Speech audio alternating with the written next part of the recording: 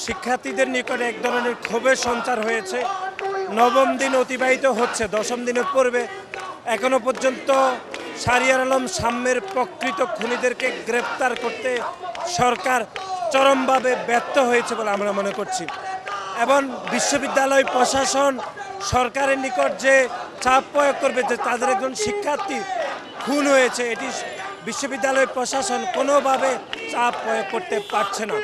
সুতরাং আমরা মনে করছি সরকার এই যে তদন্ত করতে চরমভাবে ব্যর্থ হয়েছে, খুনিদের গ্রেপ্তার করতে ব্যর্থ হয়েছে। আমরা শুনেছি যে আশেপাশে যেরকম সিসি ক্যামেরাগুলো নাকি নষ্ট ছিল, অকেজা হয়ে গিয়েছে। সুতরাং আমরা মনে করছি সরকারের প্রশাসন এরকম অকেজা হয়ে গিয়েছে, এজন্য সরকার প্রশাসন কোনোভাবে প্রকৃত খুনিদের গ্রেপ্তার করতে ব্যর্থ হয়েছে চরমভাবে।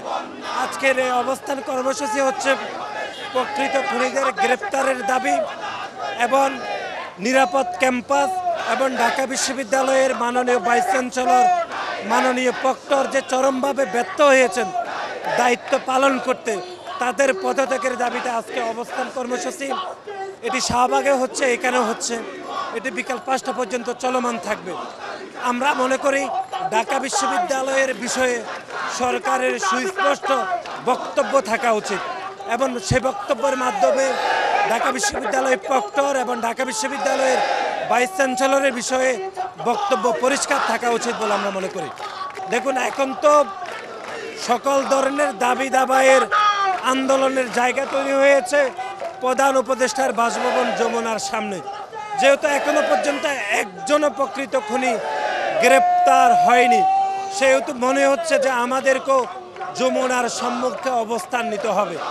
কিন্তু আমরা মনে করছি যে আজকে দিনের মধ্যে প্রকৃত আসামিদেরকে গ্রেপ্তার করতে সরকার সক্ষম হবে। ঢাকা বিশ্ববিদ্যালয়ের বিষয়ে, বিশেষ করে ঢাকা বিশ্ববিদ্যালয় প্রক্টর, ঢাকা বিশ্ববিদ্যালয় মাননীয় উপাচার্যের বিষয়ে সরকার তাদের অবস্থান ব্যাখ্যা করলে আমরা মনে করি যে একটি বিষয় দাঁড়াবে এবং প্রকৃত খুনিদের গ্রেপ্তার করতে পারবে বলে আমরা মনে করছি।